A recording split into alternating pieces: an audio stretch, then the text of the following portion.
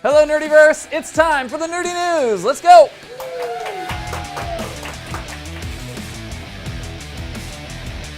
Welcome to the Nerdy News. I'm Matt Barnes, and here is what's happening in pop nerddom. This weekend, the box office was super sleepy as predicted. Moana still held on to the top spot, but only brought in $28.37 million domestically, dropping 50% from the previous weekend.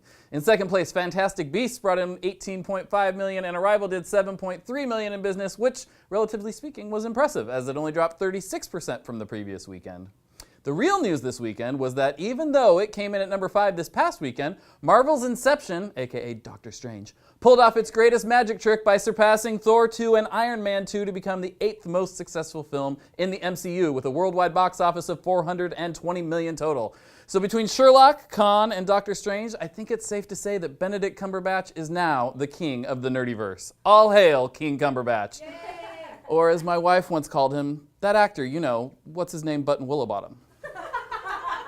Yeah, that really happened.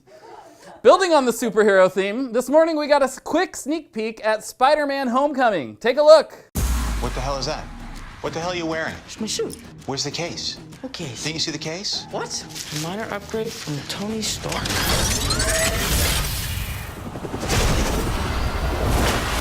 Oh, this is the coolest thing I've ever seen.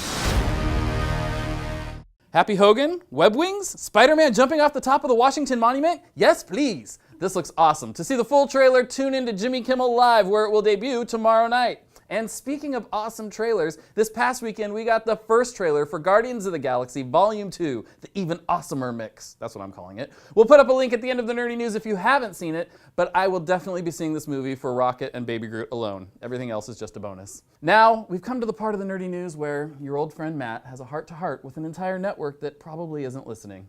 Hi, the CW. How are you? Last week, I watched your 4-night superhero crossover event.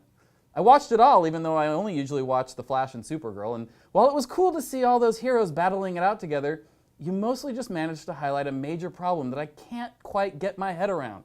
You've got 4 superhero shows produced by the same team led by Greg Berlanti, and yet one of them is really awesome, one of them is pretty good, one of them kind of sucks, and the last one is just a terrible mess. I mean, on a scale of 1 to 10, well, it's not even a scale of 1 to 10, is it? It's a scale of Legends of Tomorrow to The Flash, with Arrow coming in on the lower end and Supergirl a few notches below the top. And here's the thing, the CW. I love all these characters. I really do. I want them to be awesome. But putting them back to back to back to back last week just served to show how great the writing and casting are on The Flash and how lacking they are elsewhere. A great reminder, for me, of why I ditched those other shows long ago. So this is the wake-up call you probably won't ever hear, since you have no idea that I even exist. But I'm going to give it anyway. Get it together, the CW. I think you hoped that this would bring viewers from The Flash and Supergirl to Arrow and Legends, but you did yourself no favors last week. Maybe in the future, just let the outsiders drop by The Flash and learn how to make good television. I've broken up with half of your superhero lineup already. If I end up leaving the rest, just know, it's not me, it's you. Now, if you're like me, this time of year is great for parties and presents and family and whatnot, but it sucks for TV as everyone is airing their fall finales, or as some who ended before Thanksgiving inexplicably called theirs winter finales. What the hell, Grey's Anatomy?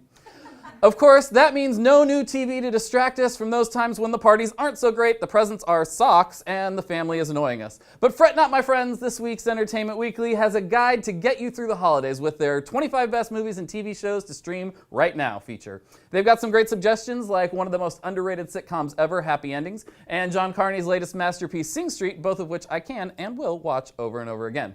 Make sure to check that out ASAP as a preemptive bid to save your holidays. As a nerd of many genres, including musical theater, I am particularly excited about Hairspray Live, airing tonight on NBC. I haven't been the biggest fan of most of the live musicals they've done so far, but Hairspray's always been entertaining, and they've got some legit talent with people like Kristen Chenoweth, Ariana Grande, Jennifer Hudson, and Harvey Fierstein back in the role he originated. And I hear that newcomer Maddie Bellio steals the show in the lead role of Tracy Turnblad. Tune into NBC tonight at 8, 7 Central to check it out, and let us know what you think at Nerdy Pop Show on Instagram and Twitter.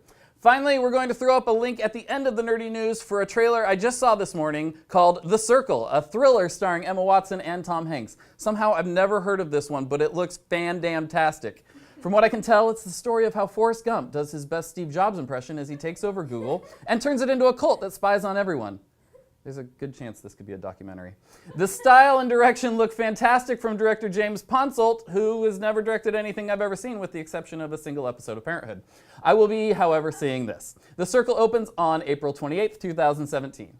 That's it for the nerdy news today. Make sure you click that subscribe button on YouTube, and if you missed it, check out our Nerdy Pop Gilmore Girls special from last week. Also, check out Nerdy Pop the podcast and subscribe to that as well. Lots of subscribing. Do it everywhere. And as always, you can follow us on Instagram and Twitter at Nerdy Pop Show, and check out nerdypopshow.com for all the latest in pop nerddom. Until next time, stay nerdy and stay poppy. Bye-bye.